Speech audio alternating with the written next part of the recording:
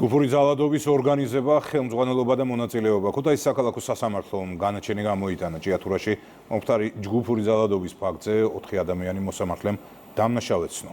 ანა ბერძენიშვილი დეტალებით.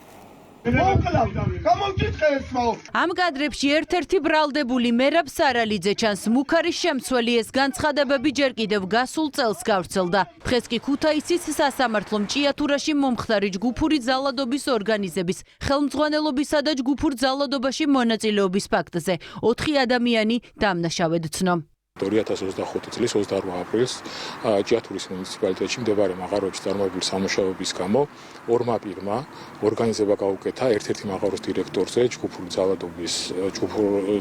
ძალადობას, რის შემდეგაც ჭიათურის მუნიციპალიტეტის სოფელ პერევისაში ავტომანქანით გადაადგილებისას გზა გადაუკეთეს და სხვა პირებთან ერთად თავს დაესხნენ, მიაყენეს ფიზიკური შეურაცხყოფა. გიორგი ნეფარიძეს და მერაბ სარალიძეს 6 წლით და 3 თვით, ხოლო არჩილ ჭუმბურიძესა და თენგიზ გველესიანს 4 წლითა და 3 თვით თავისუფლების აღკვეთა მიესაჯათ.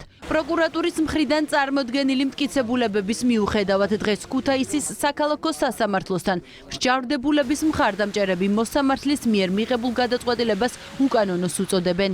დღეს ქუთაისის სასამართლოში მოსამართლე თამარ მაზანაშვილმა 4 უდანაშაულო ჭიათურელს, რომელიც 9 თვის განმავლობაში ელოდება სამართალს, გამოიტანა სრულიად უსამართლო და უკანონო მიკერძოებული განაჩენი.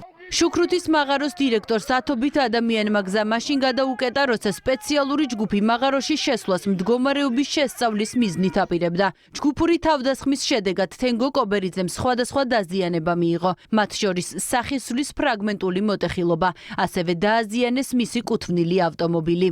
იმ 4 პირთაგან, რომელთა მიმართაც დადგა გამამტყუნებელი განაჩენი, მხოლოდ ერთ-ერთი მათგანი წარმოადგენდა ყოფილი მაღაროელის თანამშრომლებს, ანუ სამთო სამუშაოების წარმოებაში ჩართულ პირს, დანარჩენი 3 პირი კომპანიის თანამშრომელი არ გახლდათ. ასევე ხაზი მინდა გავუსვა იმ გარემოებას, რომ ამ ფაქტებს, რაც სასამართლოში იყო განხილვის საგანი, სამწუხაროდ ადგილი ნამდვილად ჰქონდა. ამასთან დაკავშირებით არაერთი ვიდეო მტკიცებულება, ჩვენება და ფაქტობრივი მასალა იქნა, მათ შორის სხვადასხვა სოციალური ქსელების მეშვეობითაც იქნა გაშუქებული, ამიტომ საუბარი იმაზე, რომ ამ ფაქტებს ადგილი არ ჰქონია, ნამდვილად საფუძველს მოკლებული.